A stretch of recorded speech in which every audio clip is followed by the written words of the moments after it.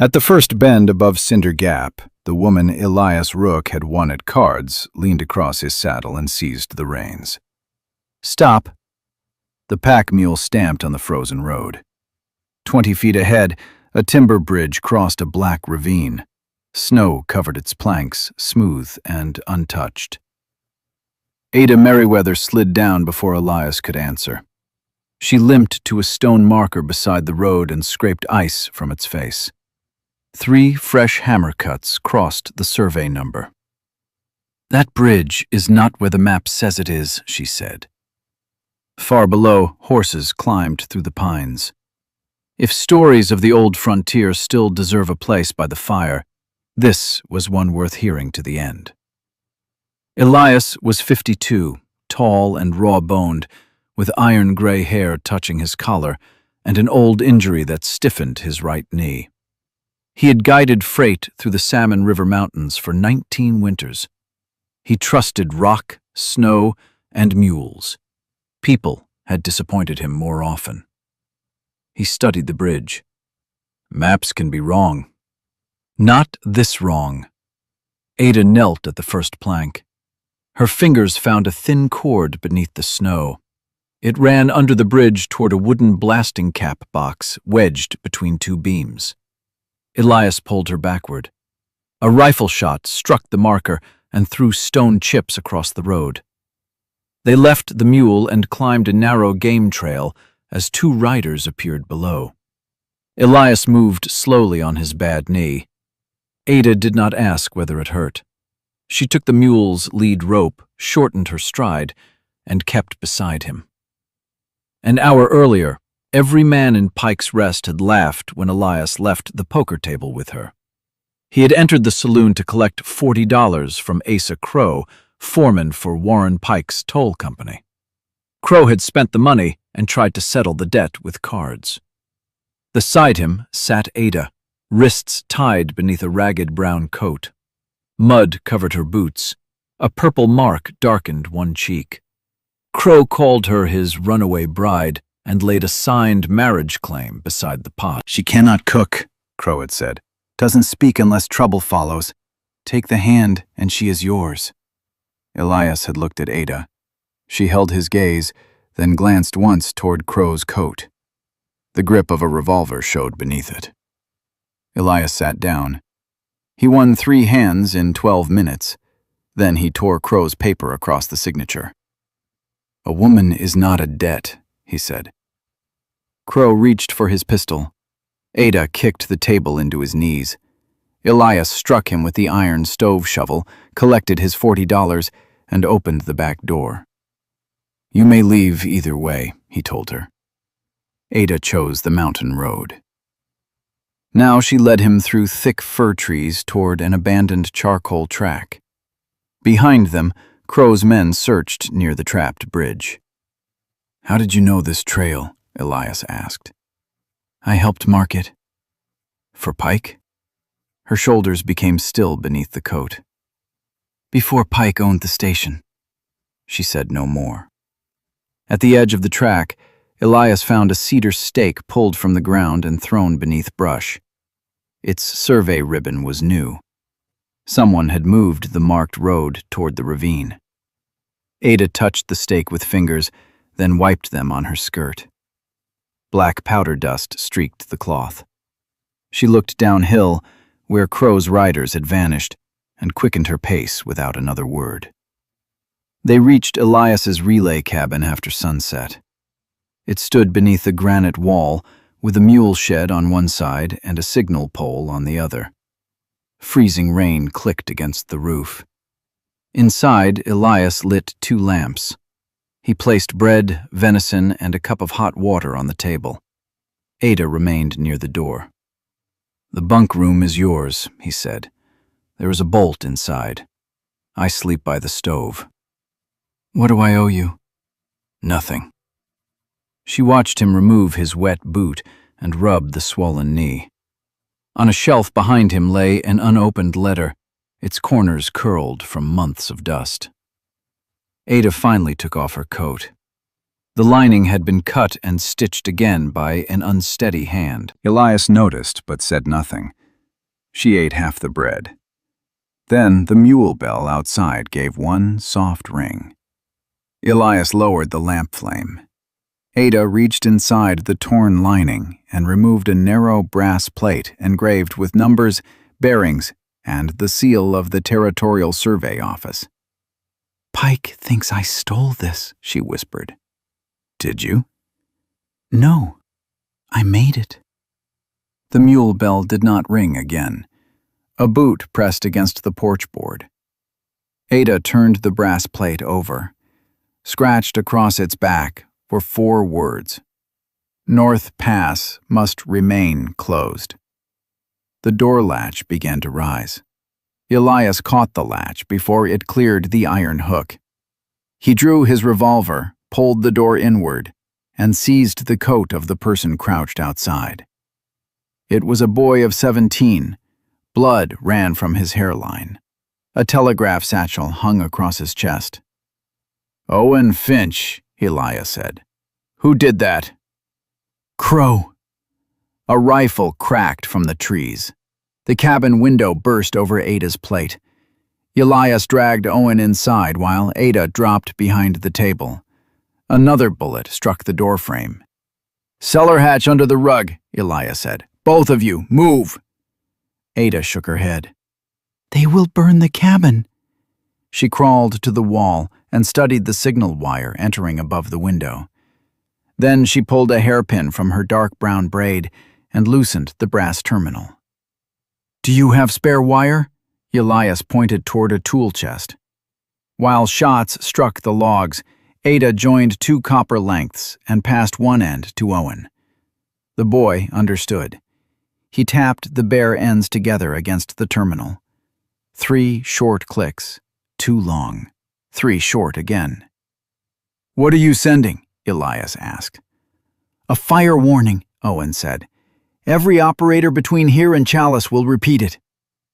Outside, a man shouted for Ada to come out. She gave no answer. Elias fired once through a gap beside the shutter. Hooves moved away, but only as far as the mule shed. Smoke soon curled beneath the back door. They lifted the cellar hatch. Elias lowered Owen first, then handed Ada the survey plate. "There is a drainage cut leading past the shed," he said. "And you?" He took the dusty letter from the shelf and pushed it inside his shirt. "I am tired of leaving things unopened." Ada held his eyes for a moment, then descended. They crawled through cold mud while flames climbed the cabin wall. Behind them, the roof beams began snapping. Elias emerged among granite boulders and found Ada waiting instead of running. Owen pointed downhill. "Crow cut the main telegraph line. The warning may not pass Cinder Gap." "Why were you coming here?" Ada asked. The boy opened his satchel. Inside lay a narrow message strip stained with blood. "Hold North Freight until dawn. Recover plate. Remove Merriweather." Warren Pike had signed it himself. Ada read the strip twice. Her thumb covered the final word. Elias watched fire consume the roof he had built 19 years earlier. "What freight?" 12 wagons, Owen said. Blasting powder and iron rails. They left Chalice before noon. Ada turned toward the white mountain above them. "North Pass cannot carry 12 loaded wagons." "The company map says it can," Owen replied. "The company map is false." They sheltered inside an old charcoal pit while freezing rain became snow. Ada set the brass plate on her knees. 6 years earlier, she explained, the Territorial Survey Office had hired her brother, Samuel Merriweather, to chart a public route through North Pass. Samuel handled the field crew. Ada calculated the bearings and drew every finished sheet because her figures were better than his. The office printed Samuel's name. Ada accepted that until they discovered a deep slide beneath the eastern shelf. A heavy freight line could break the shelf loose and send stone into the river gorge below. the backed water, would turn toward Cinder Gap. Samuel ordered the route closed, she said. Pike offered him money to change the bearings. Did he take it? Elias asked. Ada rubbed mud from the engraved seal. He disappeared before he could answer. She had hidden the original plate and sent copies of her calculations to Boise. None arrived. Pike later received the toll charter using a redrawn route. Elias looked toward the flames. Crow called you his bride. He found me on the Boise stage 3 days ago. The claim was signed while I was unconscious. Her voice stayed level, but both hands closed around the plate. Elias removed his coat and placed it across her shoulders. She did not thank him. She pulled one side around Owen, who was shaking from the cold. Can we stop the wagons? Elias asked. Ada nodded toward a ridge hidden by snow. The original survey book is sealed inside a cairn at Eagle Notch. It proves where the safe trail lies. Owen looked at the growing storm. That is 6 miles above us. 5, Elias said, if the old cut is open. A dull blast rolled through the mountains. The ground shifted beneath the charcoal pit. Snow slid from the pines in heavy sheets. Ada stood. Below them, the burning cabin dropped out of sight as the entire ledge began moving toward Cinder Gap. Through the snow, Elias saw 3 lanterns moving along the lower road. Pike's men were already guiding the powder wagons straight toward the unstable eastern shelf.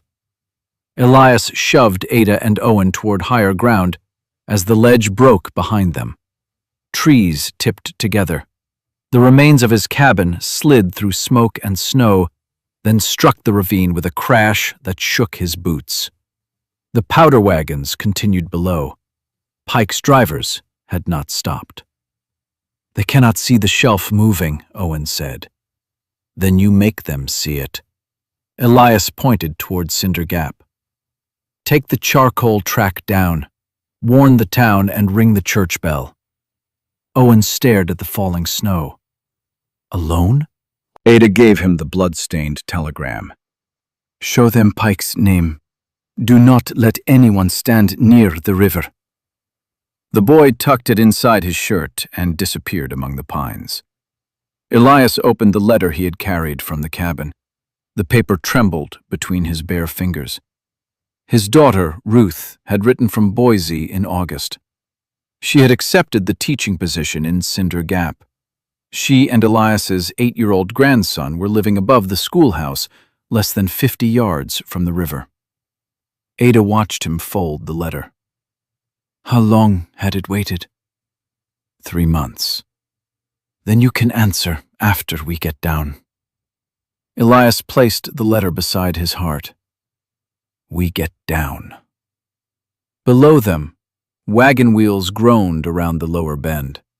Each wagon carried 4 iron-bound powder boxes beneath a canvas sheet. The teamsters walked beside their horses, unaware that Pike's men had replaced the usual route flags with red lanterns leading east. Ada counted 12 lights. On the western ridge, the safe trail remained dark. They climbed toward Eagle Notch through knee-deep snow. Ada still wore his coat. Elias's wool shirt froze against his shoulders, and his injured knee dragged whenever the slope steepened. At a narrow turn, the leg folded beneath him. Ada braced her boots and caught his arm. Neither spoke. She pulled until he stood, then passed his arm around her shoulders. The first blast had damaged one ledge. The powder convoy could release the whole eastern shelf. The trapped bridge had been only the first lie. Pike had turned the mountain into his weapon. They reached Eagle Notch near midnight. The cairn stood waist-high between 2 granite pillars. Fresh boot marks surrounded it. Someone had removed the top stones. Elias drew his revolver. Ada reached into the opening and lifted out a rusted food tin. Inside rested a black field book, a brass compass, and a silver watch stopped at 11:16. The watch had belonged to Samuel. Ada pressed its release. The lid opened upon a faded photograph of herself at 28, standing beside a survey wagon with ink on both hands. Under the tin lay a human finger bone. She found a strip of blue cloth beneath it, the same fabric Samuel had worn in the photograph. Her thumb pressed the frayed edge flat. Her breathing stopped for one beat. Then she wrapped the bone in her handkerchief and placed it beside the watch. Elias opened the field book. The first page carried Samuel's signature. Beneath it, written in the same hand, were the words, "All bearings, calculations, and final charts prepared by Ada Merriweather, Chief Drafter." Later pages recorded payments from Warren Pike, followed by Samuel's refusal to alter the route. The final entry described Crow moving survey stakes toward the unstable shelf. Ada had not been carrying her brother's work. Samuel had preserved hers. A hammer clicked behind them. "Close the book," Warren Pike said. He stood between the granite pillars in a black buffalo coat. Asa Crow held a rifle beside him. Two armed drivers waited farther down the trail. Pike's pale eyes moved from the book to Ada. "Your brother died because he mistook a drawing for power." Ada rose with Samuel's watch in her fist. "You buried him here." "Crow did." Crow's mouth opened. Pike shot him through the chest before he could speak. The rifle fell into the snow. Elias fired. Pike turned, and the bullet tore through his coat. One driver dragged Pike behind a pillar, while the other fired back. Stone splinters cut Elias's face. Ada pulled him behind the cairn. Below the notch, wagon lanterns entered the eastern shelf. Ada opened the field book to a sketched cross-section. There is an old survey charge beneath the center marker. Samuel placed it to test the rock. Can it break the road behind the lead wagon? If the fuse is still dry. The choice sat between them. Reach the charge, and they might stop the convoy. Miss the cut, and the blast would release the mountain. Elias handed Ada his revolver. "You know the bearing." She took the weapon and ran into the snow. Pike stepped from behind the pillar and aimed his pistol at her back. Elias rose with Crow's empty rifle in his hands. Pike fired. Pike's bullet struck the stock of Crow's rifle and drove a wooden splinter through Elias's palm. Elias fell behind the cairn. Pike ran after Ada while his remaining men fired from the trail. Ada reached the eastern shelf and opened Samuel's field book against the wind. Snow erased the road behind her. She aligned the brass plate with the granite pillars, followed the engraved bearing, and found the center marker beneath a drift. The first powder wagon rolled within 30 yards. "Turn west!" she shouted. The driver pulled his reins, but two of Pike's riders blocked the safe fork. Behind him, 11 teams pressed forward on the narrow grade. Ada dug beside the marker. Her fingers struck a sealed clay tube. Inside lay a black fuse wrapped in waxed cloth. Pike appeared through the snow. "Leave it buried." Ada pointed Elias's revolver at him. Her arm remained straight. "You changed Samuel's route."